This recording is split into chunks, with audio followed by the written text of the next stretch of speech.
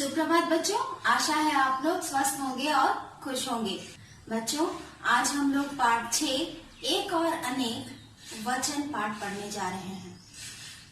आप लोगों ने बचपन से वचन के बारे में व्यवहारिक ज्ञान सीखा होगा, नहीं याद आ रहा है आप लोगों को? चलिए फिर से अपनी पुरानी यादें ताजा करते हैं। बच्चों, संख्या में एक से अधिक का बोध कराने वाले शब्द वचन कहलाते हैं। ठीक है, जैसे अभी आप लोगों को यहाँ पे कई सारे चित्र बोर्ड पर दिखाई दे रहे होंगे, है ना? और उससे मैं आप लोगों को समझाने का प्रयास करती हूँ।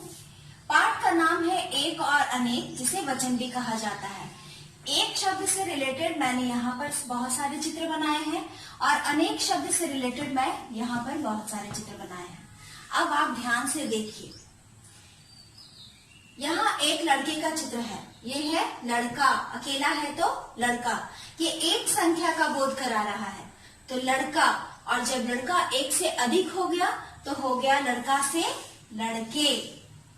ठीक है, बच्चा बच्चे हो जाएगा, है ना?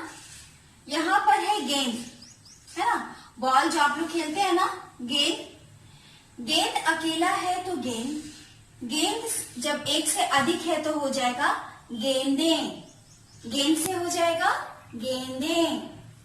यहाँ एक है तो पुस्तक, और एक से अधिक है तो पुस्तकें। गुब्बारा, जिसे आप लोग बैलून भी बोलते हैं, गुब्बारा, गुब्बारे। एक है तो गुब्बारा और एक से अधिक है तो गुब्बारे। यहाँ देखिए, एक पीस जूते का है तो जूता, और यहाँ एक से अधिक है तो हो गया जूते। बच्चों, आप लोग ये ध्यान से देखिए, कहीं पर मैंने 3 चित्र बनाया है, कहीं पे 2 बनाया है, 2 बनाया, कहीं 5 बनाया, कहीं 3 बनाया, पर सबको अनेक क्यों कहा जा रहा है? नंबर्स तो अलग अलग है सबके, पर यहाँ तो सेम नंबर है। सारी वस्तुएं जिसका चित्र बनाया गया है, सारी एक एक दिखाई दे रही है, पर यहाँ लड़के 3 दिखाई दे रहे हैं, गेंदे 2 दिखाई दे रही हैं, पुस्तकें 2 दिखाई दे रही हैं, गुब्बारे 5 दिखाई दे रहे हैं, जूते भी 3 दिखाई दे रहे हैं। तो इससे आप लोग क्या समझ पा रहे हैं? अगर कोई वस्तु संख्या में अगर एक है तो उसे एक वचन के रूप में देखेंगे, और वो जब बहुवचन के रूप में वो 2 है या 2 से अधिक, 3 भी हो सकते हैं, 5 भी हो सकते हैं, 10 भी हो सकते हैं, 20 भी हो सकते हैं, 100 भी हो सकते हैं, 200 भी हो सकते हैं। जब वो अकेले की संख्या जब एक से अधिक हो जाती है, यानी मिनिमम जब वो एक से कितनी हो जाती है? 2 हो जाती है, तब वो बहुवचन की कैटेगरी में चली जाती है। वो 2 संख्या 2 भी हो सकती है और 2 से अधिक 100 तक भी हो सकती है। ठीक है, इसीलिए आप लोग यहाँ नंबर्स पे नहीं जाइए कि किसी में 2 है, किसी में 3 है, किसी में 5 है। इस नंबर से कोई फर्क नहीं पड़ता। ये 2 से अधिक है, यहाँ ये 1 है, इसीलिए 1 है, एक वचन के रूप में इसे हम लोग देखेंगे। और यहाँ ये 2 से अधिक है, अगर 2 है तो भी बहुवचन, 2 से अधिक है तो भी बहुवचन। अभी देखिए बच्चों, मेरे हाथ में एक पेन है, तो ये हो गया कलम। और इस हाथ में देखिए एक से अधिक है। आप लोगों को यहाँ दिख रहा होगा कि मेरे हाथ में यहाँ 5 कलमें हैं। ये संख्या एक संख्या का बोध करा रहा है, तो ये हो गया कलम।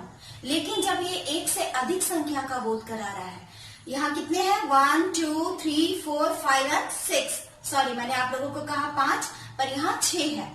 तो ये इसमें भी देखा आपने कि मैंने 5 तक बनाया है, पर मेरे हाथ में तो यहाँ 6 है। 6 है, फिर भी ये एक से अधिक है, यानी ये एक से अधिक है। वो 2 हो या 2 से अधिक हो या 100 भी हो, उससे कोई फर्क नहीं पड़ता। एक से अधिक संख्या का बोध कराने वाले शब्द बहुवचन कहलाते हैं, और एक संख्या का बोध कराने वाले शब्द एक वचन कहलाते हैं। अब बच्चों, चित्र के माध्यम से तो आप लोगों ने समझ लिया कि वचन क्या होता है। बच्चों, वचन के 2 भेद होते हैं। ठीक है, वचन के 2 भेद होते हैं, एक वचन और बहुवचन। एक वचन में आप लोग देख पा रहे हैं कि जो भी संख्या है वो एक है, और बहुवचन में जो भी संख्या है वो एक से अधिक है। एक बार मैं आप लोगों को लिख के समझा दे रही हूँ ताकि आप लोगों को समझने में आसानी हो जाए।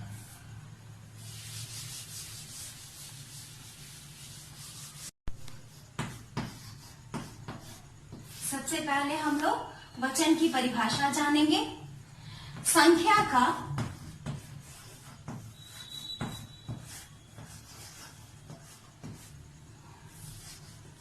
बोध कराने वाले शब्द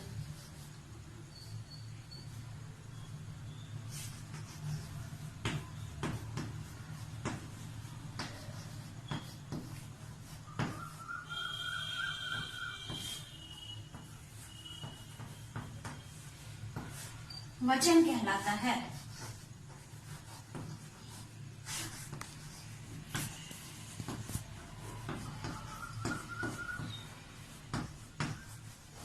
आप लोगों को एक और बात याद है बच्चों, मैंने आप लोगों से बार बार कहा था कि जब भी हम कोई परिभाषा लिखते हैं तो उसके साथ हम लोगों को उसका उदाहरण लिखना बहुत ही आवश्यक है, क्योंकि उदाहरण के माध्यम से हम जो कहना चाह रहे हैं वो स्पष्ट हो जाता है। इसलिए हमें किसी भी परिभाषा को लिखने के बाद उसका उदाहरण अवश्य लिखना चाहिए।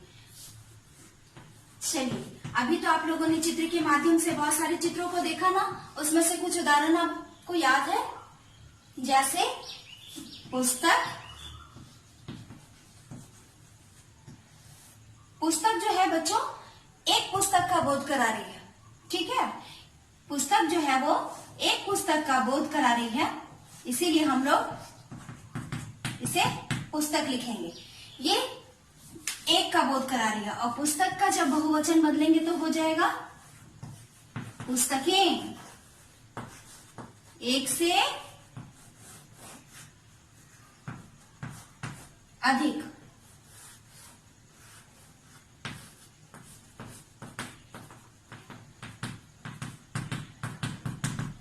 ठीक है।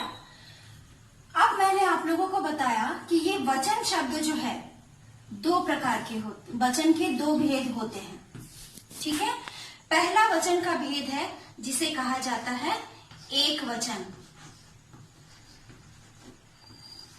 और दूसरा इसका भेद है जिसे कहा जाता है बहुवचन।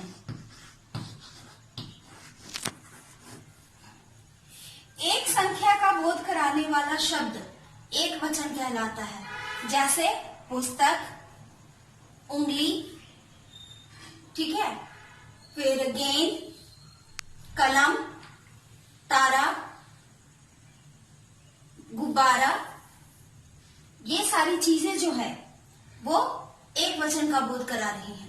और जब हम लोग बहुवचन में जाते हैं, एक से अधिक संख्या का बोध कराने वाले शब्द बहुवचन कहलाते हैं, जैसे पुस्तकें, गेंदें, जूते, किताबें, कलमें, तारे। ये सारी चीजें जो हैं जो एक से अधिक का बोध करा रही हैं वो क्या कहलाती हैं? बहुवचन। ठीक है।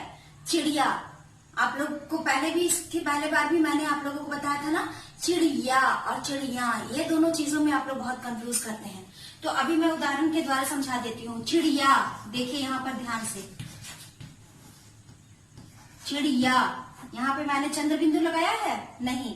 ये चिड़िया जब एक है तो चिड़िया लिखेंगे, और जब चिड़िया एक से अधिक हो जाएगी तो लिखेंगे चिड़िया, इसमें चंद्र बिंदु लग जाएगा। तो बच्चों, आप लोग भी बचपन में बहुत सारे एक और अनेक वाले शब्द का आप लोग प्रयोग करते होंगे, खेलते समय करते होंगे, बातचीत के दौरान करते होंगे। जैसे टॉफी, सभी बच्चों को पसंद है ना। जब एक है टॉफी तो बोलेंगे टॉफी, और जब एक से अधिक है तो क्या हो जाएगा? टॉफियां। ठीक है। खिलौना, आप लोग हमेशा खिलौने से खेलते हैं ना। जब एक है तो खिलौना, और एक से अधिक है तो खिलौने। आप लोग जो ड्रेस पहनते हैं कपड़ा, और एक से अधिक है तो हो जाएगा कपड़े। ठीक है। तो इस तरह से बच्चों हम लोग जानेंगे वचन की परिभाषा और वचन के भेद। अभी तक आप लोगों ने क्या सीखा? संख्या का बोध कराने वाले शब्द वचन कहलाते हैं, और वचन के दो भेद होते हैं, एक वचन और बहुवचन। एक संख्या का बोध कराने वाला शब्द एक वचन कहलाता है और एक से अधिक संख्या का बोध कराने वाला शब्द बहुवचन कहलाता है। ठीक है, अब हम लोग चलते हैं पुस्तक की ओर। पुस्तक में मैं चित्र के माध्यम से भी और पाठ के माध्यम से भी आप लोगों को यह स्पष्ट करने की कोशिश करूंगी, जिससे आप लोग बहुत ही आसानी से पूरे पाठ को समझ पाएं, पुस्तक के अभ्यास पूरा कर पाएं और कॉपी वर्क भी पूरा कर पाएं।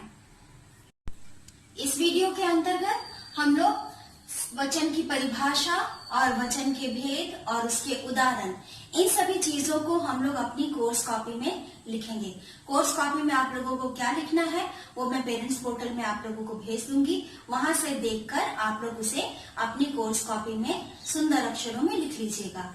नेक्स्ट वीडियो में हम लोग पाठ 6 का पुस्तक के अभ्यास पूरा करेंगे और पाठ की सहायता से हम लोग परिभाषा, उसके भेद को समझने का प्रयास करेंगे। इस वीडियो में हम लोग क्या करेंगे, पुस्तक के अभ्यास पूरा करेंगे, पाठ वाचन पूरा करेंगे। तब तक आप लोग स्वस्थ रहिए और खुश रहिए।